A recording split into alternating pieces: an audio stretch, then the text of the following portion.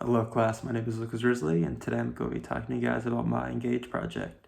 So for my Engage project, I chose to volunteer at the River City Food Bank, more specifically the St. Matthews location, which is an art and arcade. And today I'm just going to be talking about my experiences with it, the experience writing the paper, and just what I took from this whole process. So for starters, this I've never done anything like this project before. It was really something that was kind of out of my comfort zone and just kind of out of my knowledge. So prior to this, to fall 2019, I've never taken a sociology class. I took one with Miss Faulkner fall 2019, and I just loved it so much. I decided to take this social problems class this spring.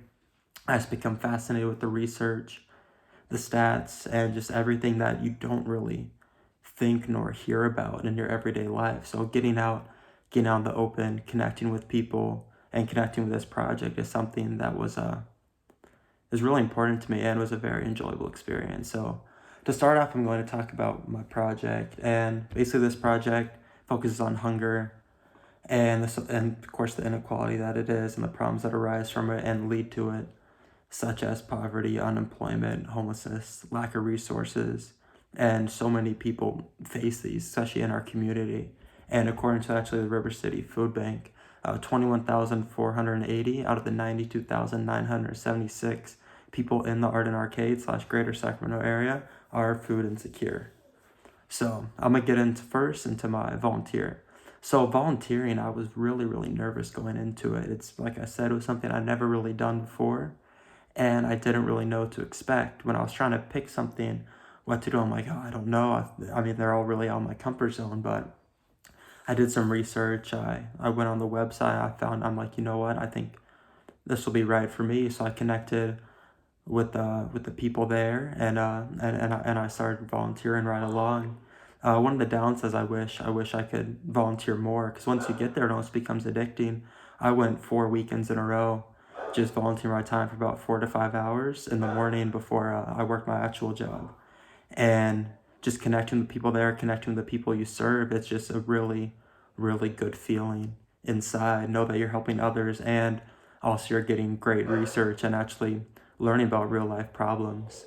And for me, it's even more, I guess, close to home, because I just grew up a couple miles down the street from art in the art and arcade area. So it's definitely really eye opening to see, and almost heartbreaking to see all these people that can barely get enough. I've seen when I was there were families that had households of 7 or 8, many young children, elderly as well, just trying to come together and get what they need.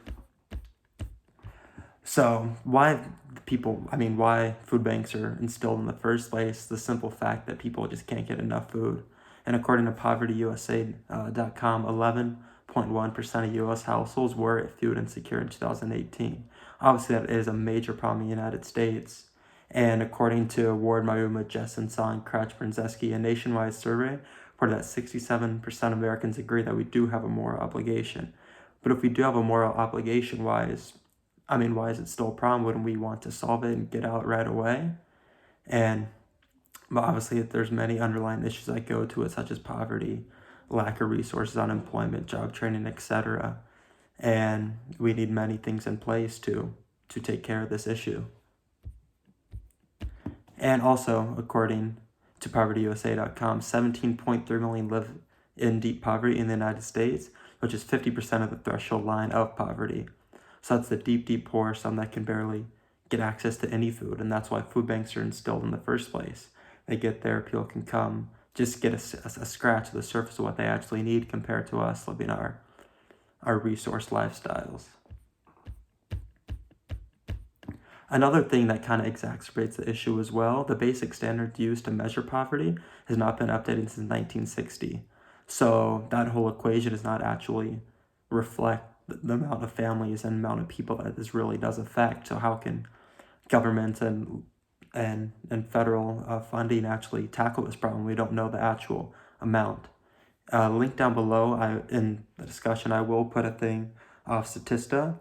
It's the World Hunger Rises, and it shows, as you'll see in the chart, that of course it did decline, but obviously it is picking back up, and it will continue to. I read a very interesting article in the New York Times and it said the number of people facing acute food shortages can go from over 135 million that it is at worldwide, will go up to 265 million by the end of the year. And that's just due to COVID-19 and all the shelter in place and everything. So it's almost going to double, which is something you can't even wrap your head around. So I'm also going to talk about my public policy proposals. And the first one is to set up community gardens in every park in the county on public land. I think this would be a great idea. Because one, it would give access to fresh fruits, vegetables, and give a chance for the community to work on something, to come together and obviously help this issue. The second is for all public schools in the state of California required to have nutrition as a part of the curriculum for K through 12.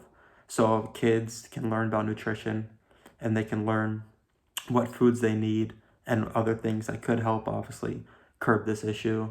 Then the last one is creating funding for an after-school cooking/nutrition program in school so kids can know the right foods to get and have access to clean and healthy food instead of high sugary snacks. So to wrap this up, this project is like I said, it's a really life-changing experience that I've never really done before. And just some of the small conversations I had, not just the volunteers, but actual people. Of course, there's a big language barrier because it's a very diverse community that we served. But even the simple hellos, nods, the how are you, the God bless yous, it's something that really, really hit home with me, and something I'll never forget. This project, it was a great time doing it and researching, and I hope to do something like this in the future. Thank you guys for watching.